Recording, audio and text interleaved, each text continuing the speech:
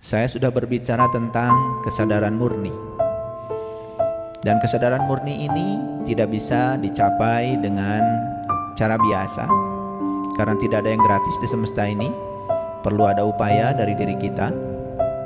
Karena pada dasarnya setiap manusia berangkat dari keadaan yang disebut dengan kemelekatan pada ruang dan waktu. Karena kita sudah sadar bahwa semua realitas itu terbentuk oleh dua dimensi. Ada dimensi energi, ada dimensi materi. Oleh karena itu, untuk bertransformasi dari dimensi materi menuju dimensi energi, maka kita harus melewati beberapa fase. Pertama, kita harus bisa melepaskan kemelekatan pada ruang dan waktu. Kemudian kita akan memasuki yang disebut dengan zona power.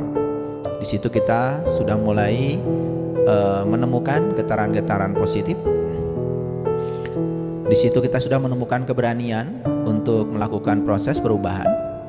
Dan kemudian selanjutnya kita akan memasuki zona welas asih. Kalau kita belajar dari David Hawkins atau Joe Dispenza tentang skala energi atau skala frekuensi atau skala emosi, ternyata kesadaran welas asih itu harus melalui proses yang disebut dengan zona the power. Artinya kita sudah bisa menggunakan kekuatan positif yang ada pada diri kita dan masuk pada zona welas asih. Zona welas asih itulah sebetulnya yang disebut dengan melampaui konstanta alam. Kalau kita berbicara dalam dimensi materi, kita kenal ada rumus E sama dengan mc kuadrat, dan C itu adalah suatu konstanta alam. Itulah konstanta alam, yaitu kecepatan cahaya yang nilainya 3 × 10⁸ meter per detik. Dan di Quran ada kata-kata yang sangat indah, yaitu cahaya di atas cahaya.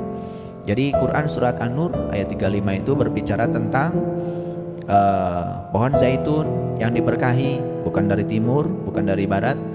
Bicara juga tentang minyak yang menerangi walaupun tidak disentuh api. Dan kemudian disebutlah yang disebut dengan cahaya di atas cahaya.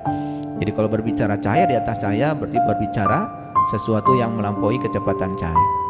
Dan ternyata para neuroscience menyatakan bahwa begitu seseorang mencapai yang namanya zona welas asih, maka dia sudah melampaui kecepatan cahaya biasa, sudah memasuki konstanta alam yang dilampaui, yaitu dalam bahasa Al-Quran namanya cahaya di atas cahaya.